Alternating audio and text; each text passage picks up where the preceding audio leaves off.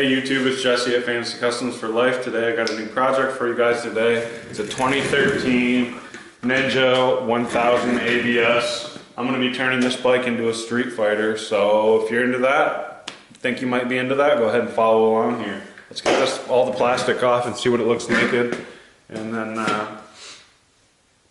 we'll go ahead and start to talk about what I'm going to do after I get it naked, just for purposes of, it'll be maybe a little bit easier for me to see exactly what I'm going to be doing after I get all the plastics off of it, so that I can take a better look at it. But just as a quick look at it before I tear it apart, we'll go ahead and give you the rundown on it.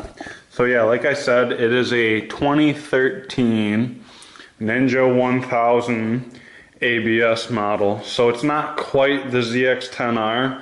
The only real differences that I can see are these risers on the handlebars are different, and this front fairing's a little bit different.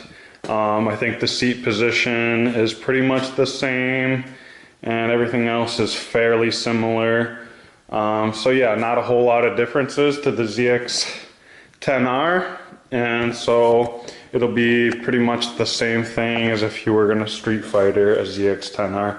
They make a Street Fighter version of the 1000, but this is obviously going to be a little bit different. So anyways, without any more talking, let's go ahead and get started. And then so after I get all the plastics taken off of it, I can go ahead and start to tell you and show you and explain to you exactly what my plans are for this bike.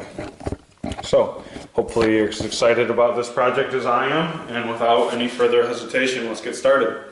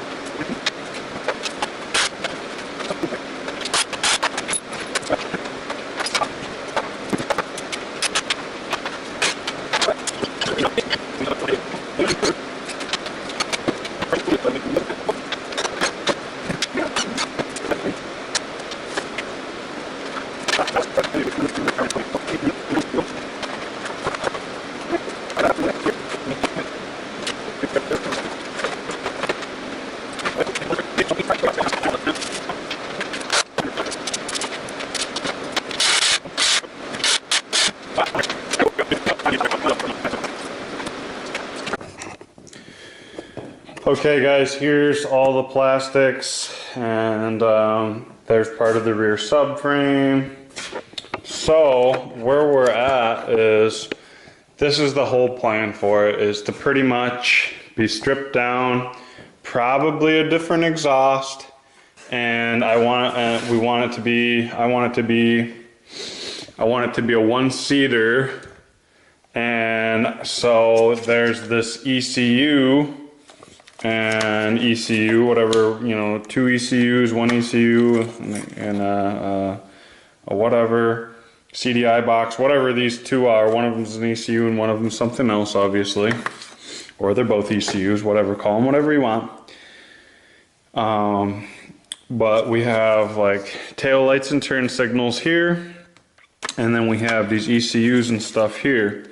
And so we want to keep the seat at a stock ride height, which means those can't just be tucked up underneath the seat, because the seat goes right there. Now, also, the seat's held on right here by part of the rear subframe. So all that is a little bit confusing. But it's certainly possible with these mounts here to easily make something that will attach that there, hide this here, and then have a rear brake tucked in there. So this is all possible still, to keep it simple and keep it that way. But I guess that is part of the biggest process of this bike, is figuring out how I can get this to be a one-seater without it looking ugly and having a problem with the ECU, and still having a brake light, turn signals in the back, and you know, stuff like this thing. I don't know, this looks like something aftermarket here, I guess. Yeah, this is where this little GPS is tucked here, so that's gonna have to get probably moved up into the front there, so it's hidden a little bit better. All these wires right here, you know, we need the headlight, we need the speedo mount, but that stuff's got to be tucked away a little bit, you know. It's all only going to go to here, so we have, you know, like a, sorry to move the camera around so crazy, so, you know, this only needs to go to somewhere near here. So we have quite a bit of extra wiring here that's all got to be tucked away somewhere, so that's got to be done. And for the front, what we're going to be doing is we're going to leave this fairing on here, but we may be painting it, so we'll see. And if we paint that or paint this, one of the two, the tank's getting painted or both of these are getting painted to match, whatever. But there's going to be an aftermarket Street Fighter headlight up here. I'm going to put different bars on, bars that will leave us with more of a street bike look without this raised, this bar riser here. It's going to be straight off, so it'll give it a little bit more of a meaner look. And besides that, we're going to have to remount the speedometer somehow. So the speedometer is going to go here somewhere. Worst case is I'll have it right here in front of the tank somehow, possibly. I really haven't thought all this through. I just wanted to get the bike down to the bare minimum of what we're keeping and then go from there. Like I already said, that's obviously going to have to be remounted. That's something I haven't thought about. And I'm not sure if inside of here there's any tip over sensors, or possibly if this guy right here is a tip over sensor. And sometimes they say up on them so that you know which way they have to face, and that's a pretty dead giveaway. I don't see that on this one, so I'm thinking this might be a headlight relay. But either way, if anybody knows where the tip over sensor is on this bike, I'm just kind of guessing that it's probably right here somewhere. Let's see. We have, probably not those guys. It's probably somewhere in here though. I'm just guessing. I don't know for sure. But anyways, so that's pretty much my whole plan with this thing. And we're probably going to do away with the exhaust. And the only thing that I'm thinking about with this exhaust is that there is a butterfly valve in the exhaust right here that's connected to that thing. And so the sweet thing about the butterfly valves, from what I know, is that a lot of them, some of them are for EPA reasons, some of them are for noise emissions, and a lot of them actually have a little bit to do with tuning to get some back pressure and make the exhaust seem longer, to make your bottom end and top end a little bit better, so it changes the torque band basically. And so it'd be really awesome to be able to keep this somehow.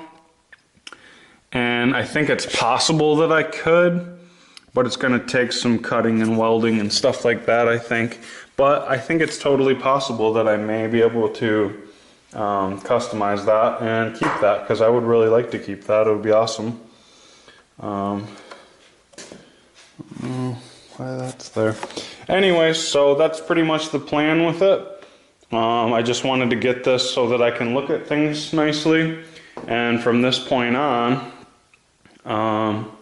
it's pretty much going to be customization as far as I can tell. So we're done with the BS part of taking it apart, and so now I'm going to be engineering stuff, possibly welding stuff, doing stuff to customize this bike to be a street fighter, and I think it's going to turn out pretty awesome.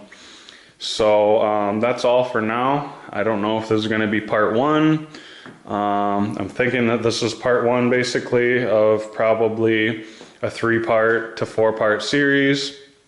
Part 2 will be dealing mostly with like whatever I draw up for the rear subframe. Either I'm making a custom subframe to hide all this stuff and maintain all this stuff, possibly drop the seat just a hair if I can. And so part 1 will mostly do with the subframe, if I'm keeping it stock, if I'm changing it, what I'm doing here. And then part 2 will probably be all front end work, putting the different bars on, putting the new headlight on, mounting the speedo. And I'm sorry, did I say part 2? So part 1 was already today. Part 2 will be subframe. Part 3 will be headlight and speedo and bars. And this little doodad is probably not that huge of a deal, but we'll add that to a part 4. And the part 4 will include that, just other little things like if we're doing exhaust and paint work, we'll keep that in part 4, and then if there's a part 5, that'll be the final showing of the bike. It will be all done and the final product. So hope you enjoyed the start to this project. I hope you're as excited about it as I am. You're probably not, but there's a chance that you are. Just as excited as I am, and you can't wait to see the finished product. So, without talking and jabbering on for another hour and a half about the same stuff, you pretty much get the gist of what's going on here. And so I'm going to go ahead and leave it at that, and you guys can go ahead and catch part 2 when it comes out here. Probably not longer than 3 weeks, I'm guessing, and part 2 will be for sure released, because I'm going to be working away at this thing to try and get it done. So be on the lookout for part 2, redoing this subframe or customizing this subframe somehow to another to get it to be a 1-seater with a brake light and hide all this electronic stuff.